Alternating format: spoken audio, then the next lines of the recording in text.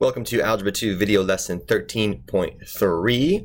The concept is radian measure, and we have 6 boxes to talk about today. So let's get right into it. Box number 1, we're going to talk about what is a radian. Okay, ladies and gentlemen, there are 2 ways to measure angles. The first way we're all very familiar with is called degrees. And it was just basically the space between 2 rays with a common vertex. The second way, and the more natural way to measure an angle, is what's known as a radian. So let me explain to you what a radian is over here in box 2, or in this one over here. So let's say you have a circle, and that circle has a given radius. Okay, so that radius is going to be this long, and then that same radius is going to be this long. Okay, well, the idea here is that when you have traveled the same distance on the edge of the circle as you have the length of the radius, then you have created what is exactly known as 1 radian. That is 1 radian. So 1 radian is much bigger than 1 degree. And the cool thing about this is it doesn't matter how big the circle is, it will always be the same exact angle. So again, so if I have a circle, okay, and I draw a radius, and then if I draw that same radius perpendicular and then sort of bend it back to the circle, once I have traveled the same distance on the edge of the circle as I have the radius, then I will always create what's known as 1 radian. So that's what a radian is. Okay, so I want to make sure that we have that down in our notes. Okay, so box number 2, it turns out there is a relationship between radians and degrees, and I'm going to show you exactly where it comes from right now. So let's say I have this circle with a radius of 1, since it's a unit circle. So let's say that we know that the circumference of any circle is equal to 2 pi r. So the circumference of any circle is equal to 2 pi r. So 2 pi times the radian, okay? Now, if the circumference, right, that's the distance all the way around, that would be 360 degrees is equal to 2 pi r. Well, since the radius of this one is equal to 1, I can see that 360 degrees is equal to 2 pi, since my radius is equal to 1. So it must be true that there are, since the radian is the measure that's all the way around the circle, it must be true that there are 2 pi radians around the entire circle. So from here you can figure out that if I divide both sides by 360 per se, right, 360, then I can figure out that 1 degree is worth pi over 180 radians.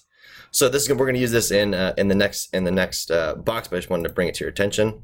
Okay. And then over here, so the idea is that since, well, sorry, I couldn't grab it all at one time.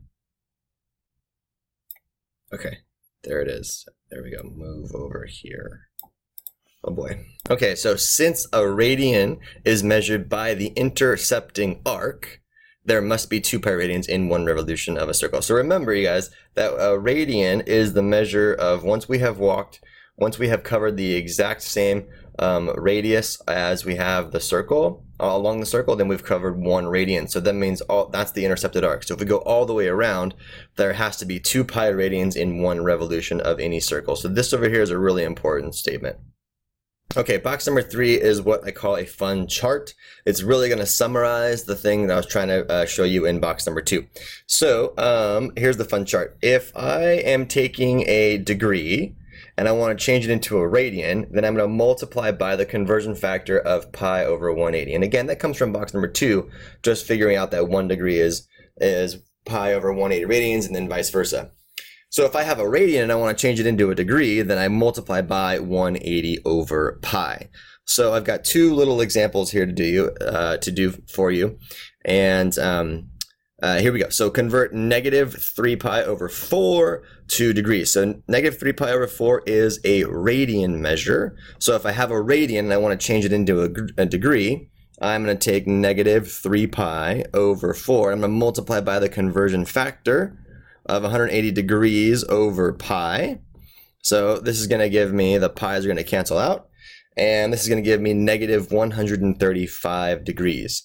So negative 3 pi over 4 radians is equivalent to negative 135 degrees. And again, I just multiplied and used my calculator. Okay, let's convert 27 degrees into radians. So if I have a degree and I want to turn it into a radian, I'm going to multiply by pi over 180. So I take 27 degrees, I'm going to multiply by the conversion factor of pi over 180.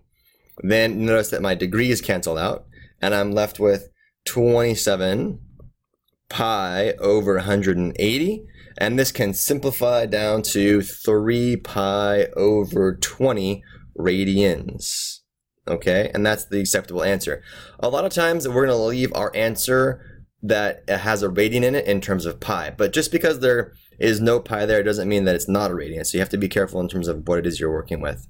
So 27 degrees is equal to 3 pi over 20 radians.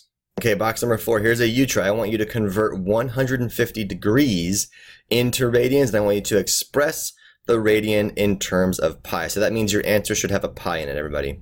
Okay, hope you got the right answer of 5 pi over 6 radians. Let me show you really quickly how I did the solution. I took 150 degrees and I multiplied by the conversion factor of pi over 180. My degrees cancel out. That left me with 150 pi over 180. And I simplify 150 over 180 into 5 over 6. And I left the pi there because it said to keep my answer in terms of pi. So 150 degrees is 5 pi over 6 radians. Okay, box number 5 is a U-try again. Yes, woohoo! Okay, I want you to convert 3 radians into degrees. So even though there's no pi in the 3 radians, it's still a radian. We can have 3 radians. So just because there's no pi, it doesn't mean that it's not a radian. Okay, so I want you to use 3.14 for pi, and I want you to round to 2 decimal places. Again, you're converting 3 radians into degrees. Okay, hope you got the right answer of 171.97 degrees. So how did I do that?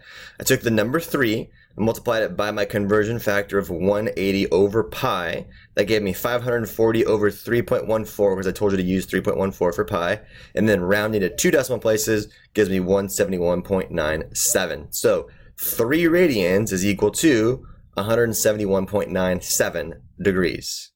Okay, so for box number 6, we're going to find the exact value for the cosine of pi over 4 and the sine of pi over 4 radians. But before we do that, I do want to remind you when I say the words exact value, what I mean. I mean, we're not going to use a calculator, we're not going to have any decimals, and we're going to have no rounding. So for an example, you can see here, the square root of 2 is an exact value. Versus, if I plug the square root of 2 into my calculator, I would get 1.412135, yada, yada, yada. That's called the approximate value, okay? So the one that we're interested in is the exact value. So no calculator, no decimals, no rounding. So that's when you see exact value, or when you hear the phrase exact value, this is what we're talking about. Okay, so here we go. Let's find the exact value for the cosine of pi over 4 and the sine of pi over 4 radians, okay? So the first thing that we have to understand, or that I want you to see, is that pi over 4 radians is how many degrees? So what we're going to do is we're going to multiply by our conversion factor of 180 degrees over pi. Our pi's cancel, and I get 180 degrees divided by 4, and that gives me a 45-degree angle measure. So pi over 4 radians is equal to 45 degrees. Okay, now don't forget from geometry your special right triangles in terms of the lengths of the sides for a 45, 45, 90. In case you forgot, here's the little picture, 45, 45, 90. Remember, if this is x and this is x, then this has to be x root 2. Okay, so don't forget that part right there. Okay, so let's go back to the unit circle then. Here's a unit circle. The radius is going to be 1. Okay, so that I can label this with r is equal to 1. And then I have a pi over 4. I have pi over 4 radians right here. Okay, and I'm going to draw the triangle right down. It looks like that. Okay, so that means that this radius right here, this has to be a value of 1 as well. So I'm going to draw this triangle out over here. Okay, and look like this. Okay, so this is going to be pi over 4 radians. Okay, this is a value of 1. So let's think about this, you guys. I need to figure out the value of this, and I need to figure out the value of this. It's not 1 anymore because I know the hypotenuse is worth 1. So look, check this out. 1 is equal to x rad 2. Do you see that? So I'm comparing my standard geometry right triangle to my hypotenuse in my unit circle. So if 1 is equal to x radical 2, then I can divide by radical 2 and divide by radical 2. I'm going to take this over here, sorry. So x is then equal to 1 over radical 2, but I can't leave it like this, so I'm going to rationalize the denominator, and I get radical 2 over 2, okay? So now I know that the x value is worth radical 2 over 2. So that's what this is going to be worth. So this is radical 2 over 2, and this is radical 2 over 2.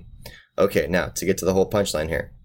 The cosine of pi over 4 radians, we learned the other day that the cosine is equal to the x-coordinate. So the x-coordinate is going to be radical 2 over 2. So the exact value for the cosine of pi over 4 is radical 2 over 2. And then likewise, we learned that the sine pi over 4 is equal to the y. So the sine of pi over 4 radians is equal to rad 2 over 2. Okay, so that's the exact value for both the cosine and the sine of pi over 4 radians. It's equal to rad 2 over 2, and that's something that you're going to take with you in every single math class that you do from here on out. Okay, we will practice more of this in class, but this is a good place to finish off the lesson.